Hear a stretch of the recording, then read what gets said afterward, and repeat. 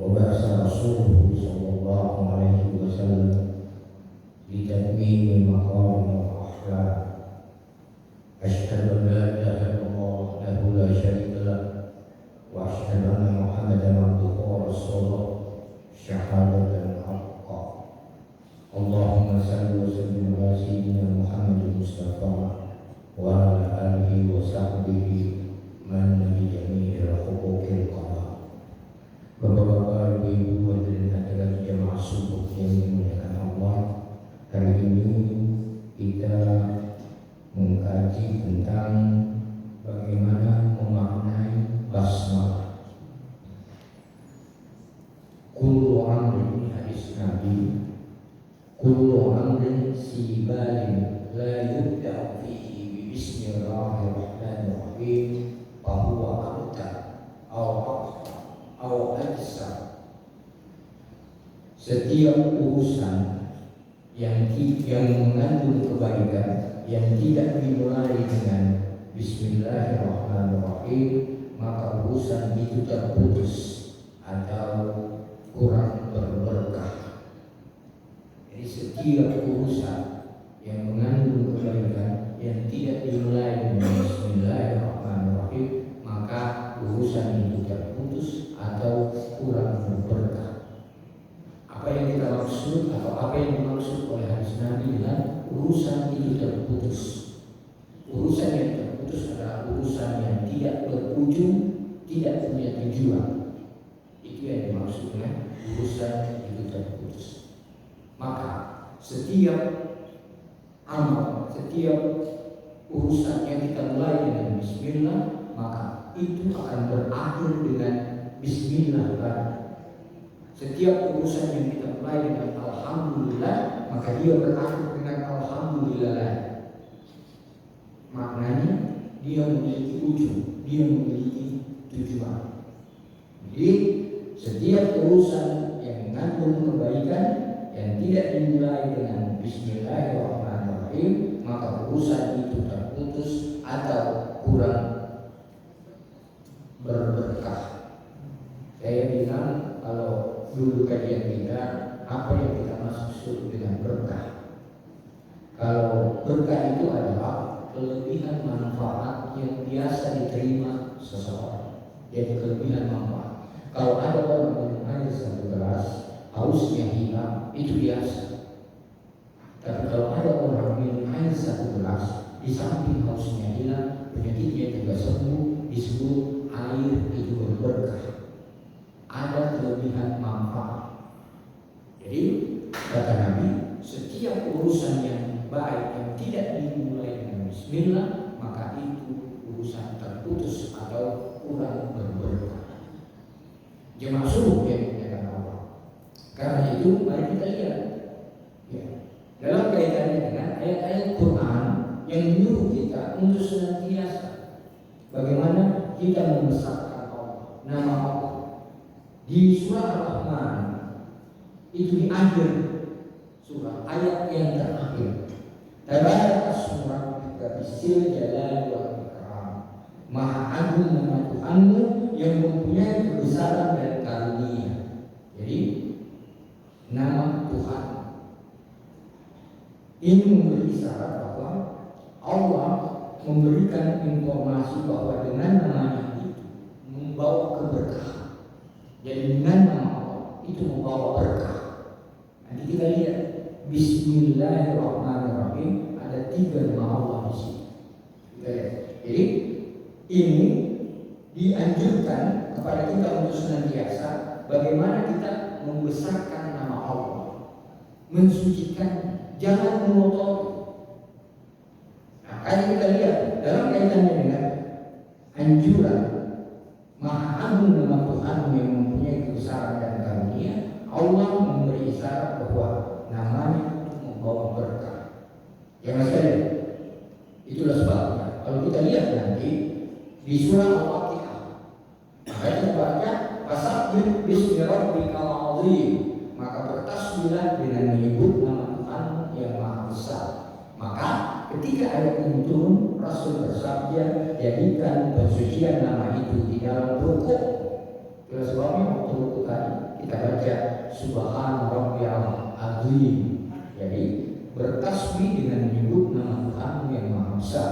Maka Nabi setelah ayat itu menganjurkan jadikan pensucian nama itu dalam rukuk kamu, dalam rukuk.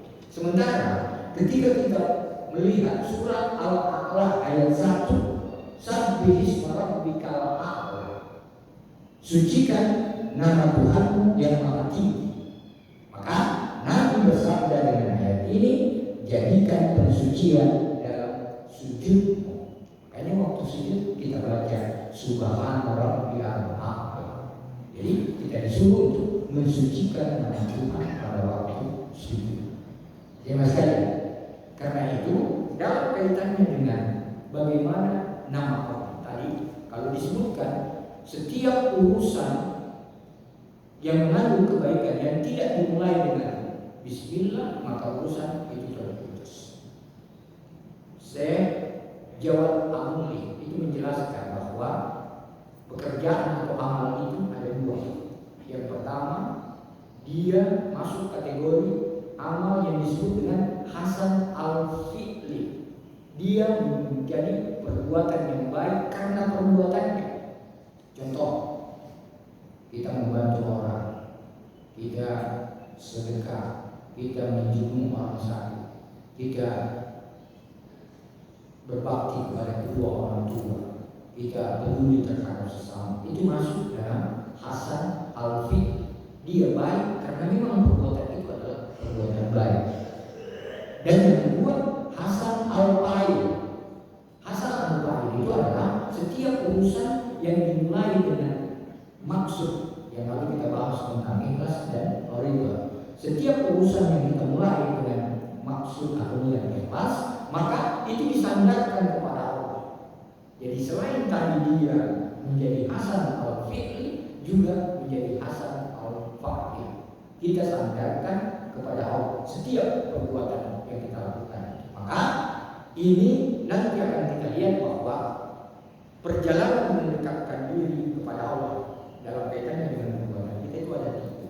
Yang pertama, orang yang melakukan segala sesuatu itu dengan dasar kehendaknya, mendahulukan kehendaknya daripada kehendak Allah. Level pertama.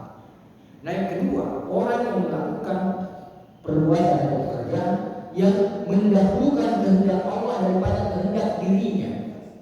Maka pada saat dia mendahulukan kehendak Allah dan kehendak dirinya, itu tidak diketahui lagi mana kehendak dirinya dan mana kehendak Allah. Itulah sebabnya dalam kaitan dengan level yang ketiga ini, ketika kehendak dirinya dan kehendak Allah itu sudah menyatu, maka dalam hadis qudsi itu disebutkan dalam kaitannya dengan setiap hamba yang senantiasa mendekatkan diri kepada Aku dengan melakukan ibadah-ibadah nawafil, ibadah-ibadah sunnah, maka kalau dia memegang, Aku jadi tangannya, dengan itu dia memegang. Aku jadi matanya, dengan itu dia melihat. Aku jadi kakinya, dengan itu dia berjalan. Dan kalau dia berdoa, maka niscaya akan kuijabah dalam hadis qudsi. Kenapa? Ketika seorang hamba lebih mendahulukan kehendak Allah daripada kehendak dirinya. Jadi dalam kaitannya dengan tingkatan-tingkatan atau kita melihat level bagaimana kita berjalan mendekati Allah dalam kaitannya dengan keinginan kita dan keinginan Allah. Ya mas kalian, karena itu dalam kaitan dengan ayat-ayat yang kita sebutkan ini, kita lihat seperti apa nanti. Nah, jadi oleh kalangan irfani atau para pejalan spiritual yang menekuni tasawuf itu menyebutkan basmalah itu, Bismillahirrahmanirrahim, yang diucapkan oleh seorang hamba itu kedudukannya sama dengan lafaz qul yang diucapkan oleh Allah. Dalam surah Yasin ayat 82 Allah berfirman, innama amruhu idza arada syai'an an yaqula lahu kun fayakun. Sesungguhnya Jika dia Allah menjadi sesuatu, dia hanya berkata kepadanya jadilah, maka jadilah sesuatu itu. Jadi orang yang memulai pekerjaan dengan bismillah, maka itu setara atau sama dengan lafaz kun. Ketika Allah ingin menjadikan sesuatu, kun fayakun, jadi maka jadilah. Maka hamba yang memulai pekerjaannya dengan bismillah, maka itu setara dengan itu. Jadi lafaz bismillah setara dengan kun. Ya Mas Gadi. Karena itu dalam kaitannya dengan bagaimana kita selanjutnya untuk melihat dalam hal menyerahkan urusan kita kepada Allah. Nanti jamaah subuh dimulai Allah juga baca surah Nuh. Nih, ini ucapan Nabi Nuh. Bismillah majraha wa mursaha majraha wa mursaha inna rabbi laghafurur rahim. Ini seringkali kita baca kalau kita naik kendaraan. Apa maknanya itu? Dengan menyebut nama Allah pada waktu berlayar dan berlabuhnya. Sesungguhnya Tuhan itu benar-benar Maha Pengampun lagi Maha Penyayang. Jadi Nuh ketika meninggalkan kaumnya dengan kapal besar, kaumnya meninggal tidak mau naik, Nuh naik ke kapal itu beserta kaumnya yang taat, maka dia mengatakan Bismillah majraha wa mursaha inna rabbi laghafurur rahim. Dia menyerahkan kapal itu bergerak bukan atas kehendak, dia serahkan kemana Allah hendak menunjukkan kapal itu. Maka dalam riwayat disebutkan ketika Nuh alaihissalam selamat dari api banjir. Jadi ini juga adalah pelajaran kepada kita bahwa ketika kita menyerahkan sesuatu itu bukan lagi dengan urusan kita, tapi itu adalah kita serahkan seluruhnya kepada Allah. Maka ketika kapal Nuh berlalu di suatu tempat, di situ Nuh menyembelih kurban.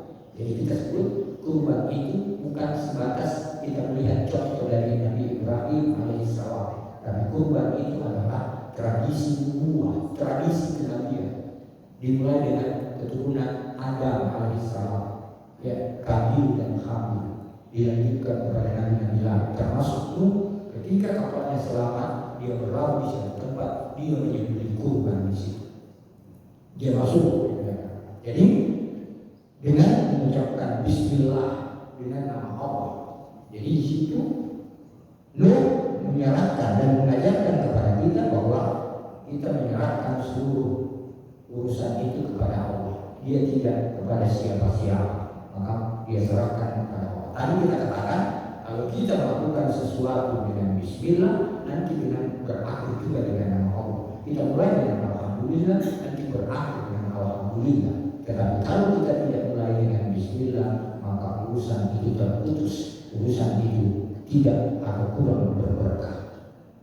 Ya maksudnya, karena itu kita lanjut seperti juga nanti yang diminta oleh Bapak Sekretaris. Kenapa bacaan-bacaan kita itu nanti dalam sholatnya kita lihat dulu ini.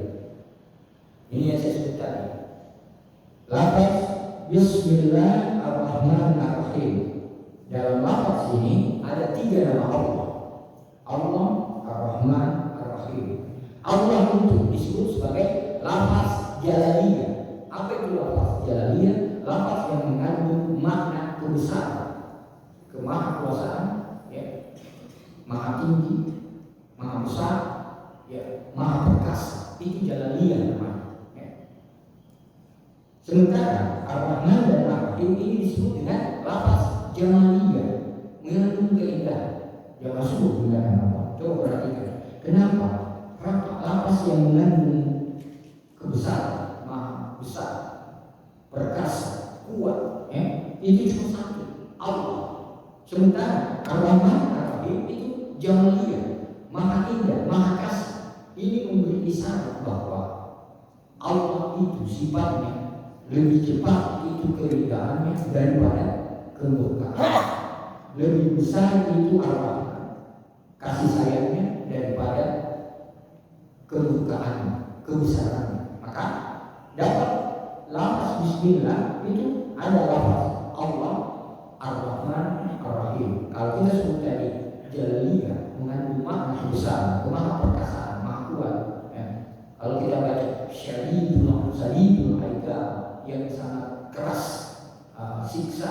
itu masuk kategori lafaz jaliyah. Tetapi Ar-Rahman Ar-Rahim itu justru mengandung makna indah atau kasih sayang. Maka kita bisa mengambil kesimpulan dari situ bahwa maha kasih atau sifat kasih sayang Allah itu jauh lebih besar daripada keperkasaan. Mari kita lihat dari diskusi. Ketika dalam kaitannya dengan diskusi, Allah berfirman, melihat kemaksiatan yang dilakukan oleh umat manusia, hamba kata Allah, maka kemurkaanku akan saya turunkan. Itu hadis qudsi. Aku murka melihat kemaksiatan yang dilakukan oleh manusia, tapi kata Allah, aku melihat orang tua masih ruku dan sujud. Saya melihat anak-anak masih menyusu pada ibunya. Saya melihat binatang masih mencari makan.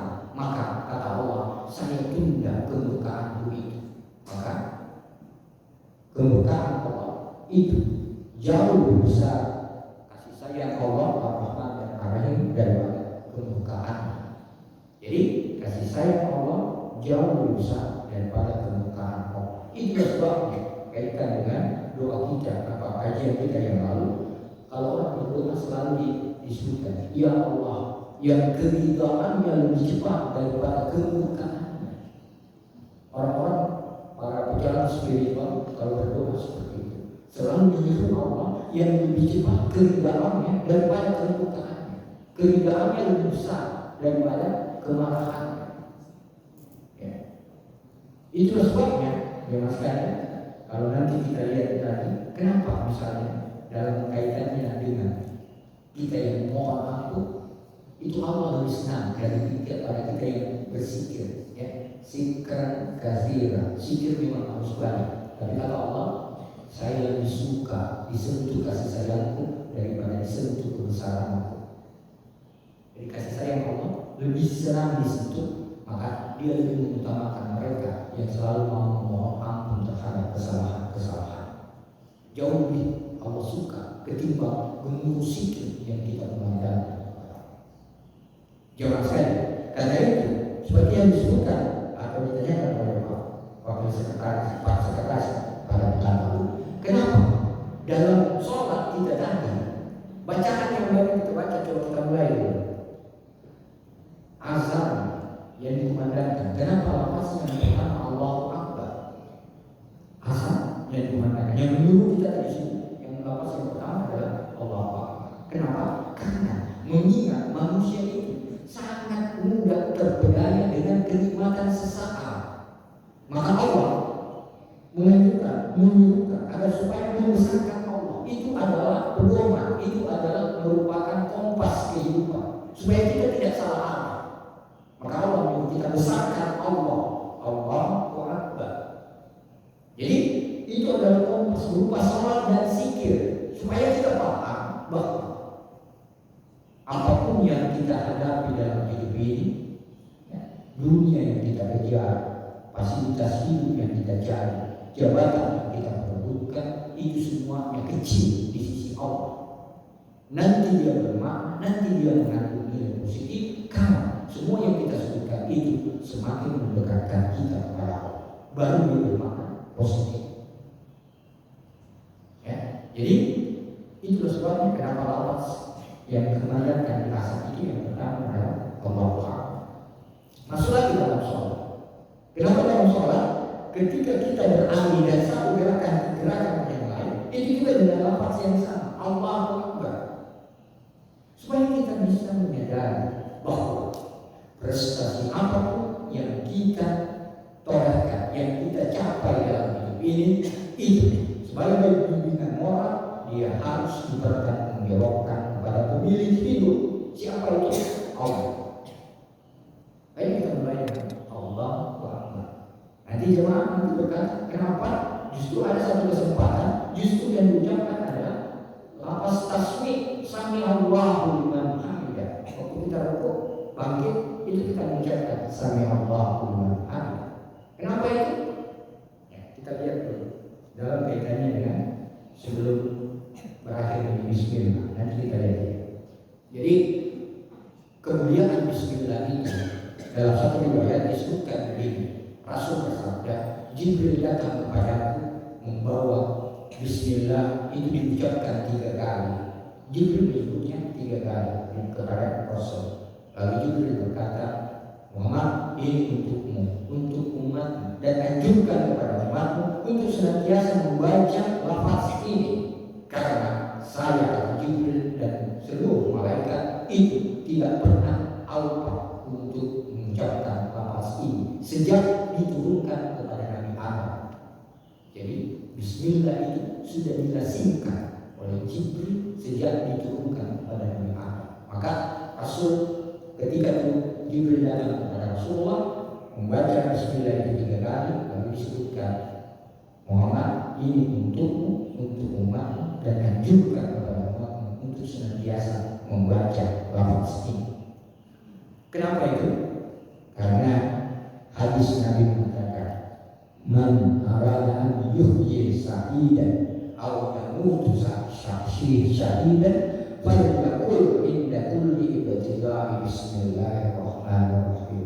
Siapa yang ingin untuk hidup mulia dan mati syahid, maka hendaknya dia mengucapkan bismillah sebelum memulai segala sesuatu. Jadi siapa yang ingin hidup mulia dan mati syahid, kata hadis Nabi, hendaknya memulai bismillah pada saat mengucapkan melakukan sesuatu. Jadi berikan bapak sekalian yang masuk di hadapan Allah, ini anjuran oleh Nabi dalam kaitannya dengan bismillah. Jadi kembali ke kenapa waktu itu berbeda, kita justru tasmid, lafaz tasmid mengucapkan sami Allahu liman hamidah. Beda tadi, semua kan bergerakan, yang satu gerakan yang lain itu dimulai dengan Allah. Semua awalnya semua itu peralihan dari satu gerakan ke gerakan yang lain itu Allahu Akbar semua. Tapi dalam riwayat disebutkan Abu Bakar itu tidak pernah terlambat berjamaah dengan Nabi, tidak pernah terlambat. Selalu sudah ada di belakang Nabi pada saat sholat mau Jumat. Tapi pernah satu ketika waktu asar itu Abu Bakar terlambat sholat asar berjamaah dengan Nabi. Dia datang, dia sangat sholat sudah dimulai. Tapi bersyukurnya Abu Bakar karena masih didapati Rasul bersama jamaah itu sementara rukuk. Lalu Abu Bakar mengatakan alhamdulillah. Maka pada saat Rasul rukuk, Jibril memberitahu pada Rasul, ucapkan sami Allahu liman hamidah. Allah mendengar orang-orang yang memujinya, karena tadi Abu Bakar mengucapkan alhamdulillah. Maka ucapkanlah sami Allahu liman hamidah. Itu namanya lafaz tasmid. Jangan langsung jadi kata Allah. Jadi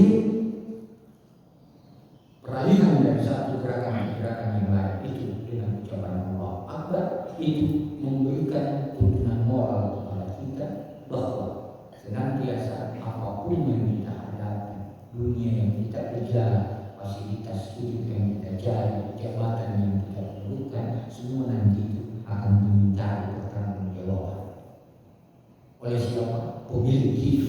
Dia akan meminta kita bertanggung jawab. Makanya semua kita alihkan, kita gerakan itu, dan itu menunjukkan bahwa Islam selalu dinamis karena dia selalu bergerak, ya, tidak statis, dia biasa dinamis.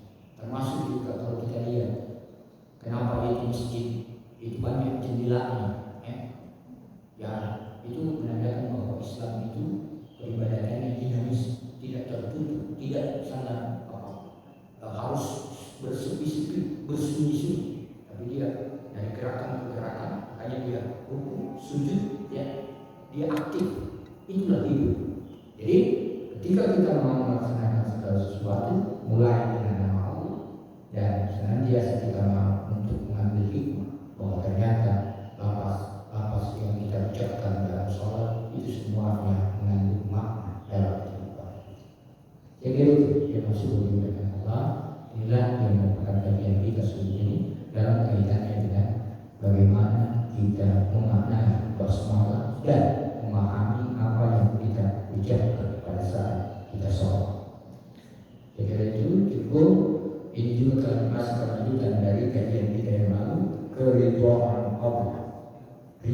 ilahi.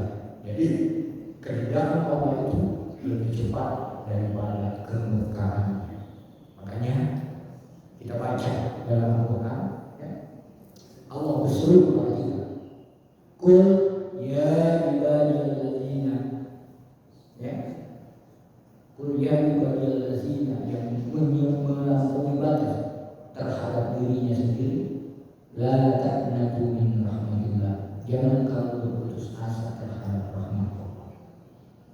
Inna Allah yaghfiru dzunuba jami'a, inna Allah ghafurur rahim.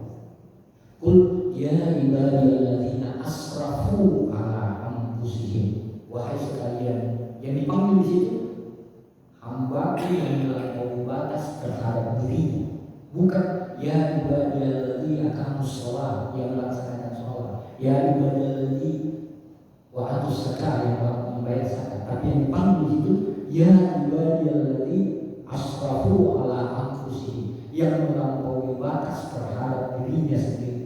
Apa yang Tuhan harapkan? La taqnatu min rahmatillah, jangan kamu berputus asa terhadap rahmat Allah. Inna Allah yaghfiru dzunuba jami'a. Kalau dosamu itu sudah memenuhi dinding-dinding langit, percaya bahwa ampunan kata Allah itu jauh lebih luas daripada itu. Jadi sifat Ar-Rahman Ar-Rahim Allah jadi luas daripada kemurkaan.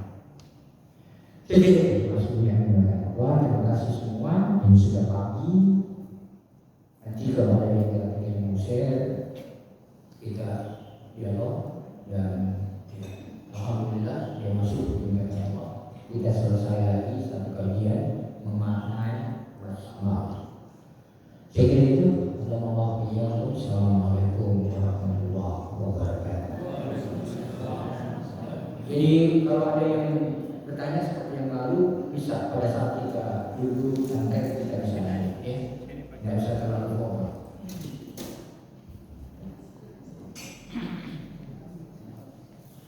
Pak Dekan, Pak Dekan.